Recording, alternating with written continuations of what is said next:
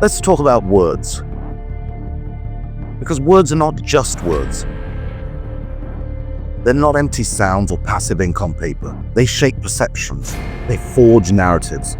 They build consensus. Israeli civilians were killed, families were massacred, people were kidnapped. The footage was horrific, the acts were indefensible. Syrians bombed and blockaded for a decade, too brown. Yemenis starved with US and British weapons, too far away. Palestinians living under siege for 17 years, too inconvenient. That's not journalism. That's a racial hierarchy of empathy. Overnight, the entire Palestinian population was placed under a moral quarantine.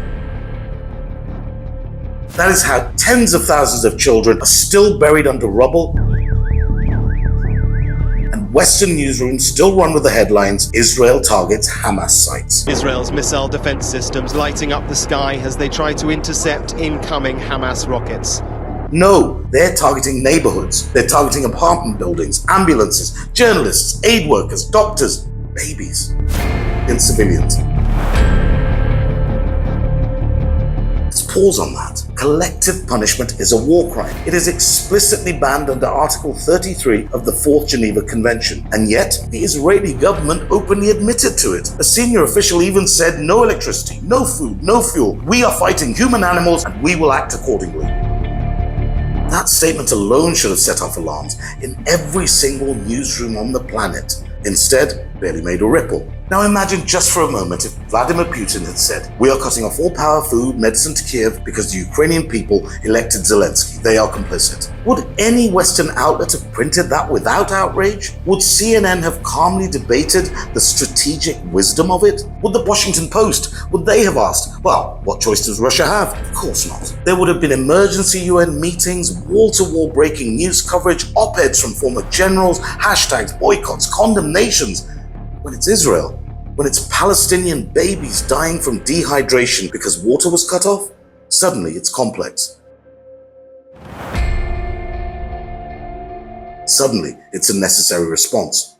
Suddenly, what choice do they have? Let's be honest. The same Western media that calls for international law in Ukraine throws it out of the window when it comes to Gaza.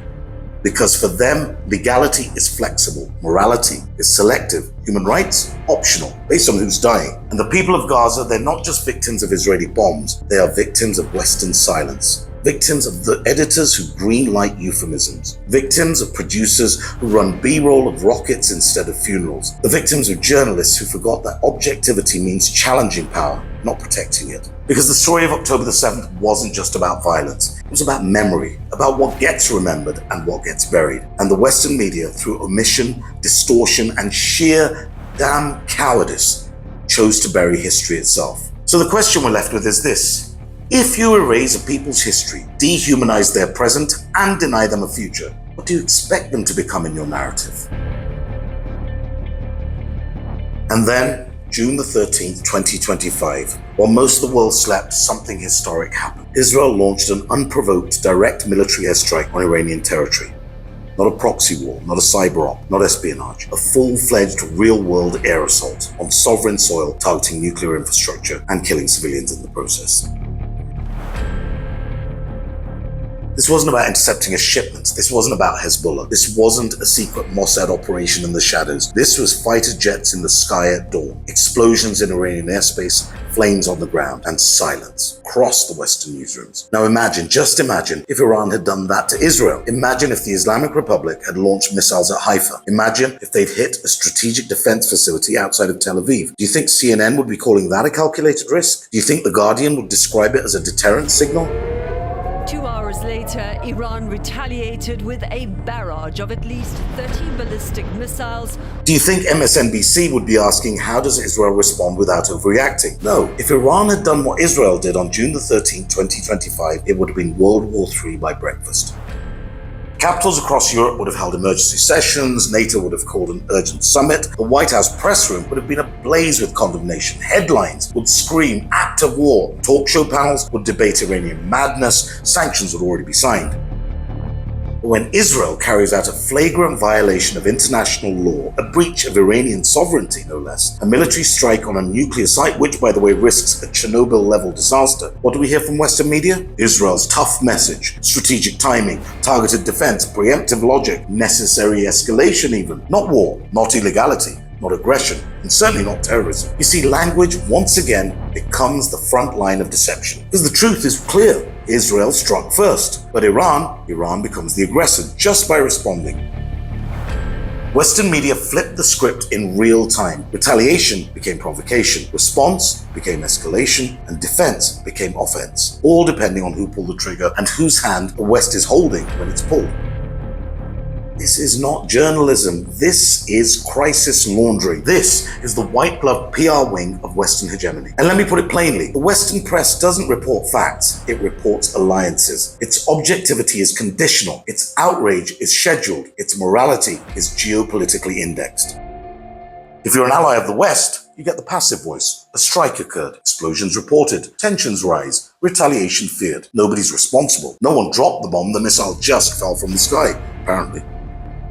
You get the benefit of the fog of war. You get the generous both sides argument. You get context, you get nuance, strategic analysis. But if you're not, if you're Iran, if you're Gaza, if you're Syria, Yemen, or any of the global south, you don't get complexity.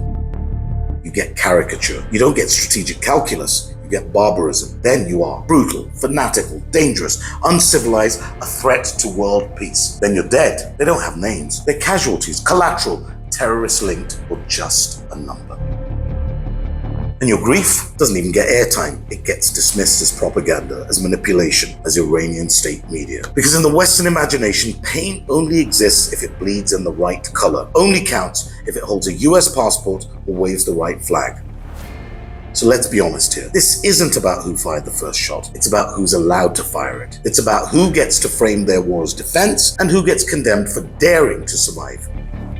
Israel bombs Iranian nuclear sites, it's calculated. Iran fires back, it's reckless. Israel triggers a regional war, it's security policy. Iran retaliates, it's escalation. This isn't just a double standard, it's a different universe. And it's not just dishonest, it's dangerous. Because when the most powerful media machines in the world bend reality to protect one actor and to demonize another, they don't just shape opinion, they are manufacturing war. And war, as history has shown, needs only one thing to ignite: a lie printed as fact, a bomb dropped with silence, a victim made invisible, and a public too misinformed to know they've been played.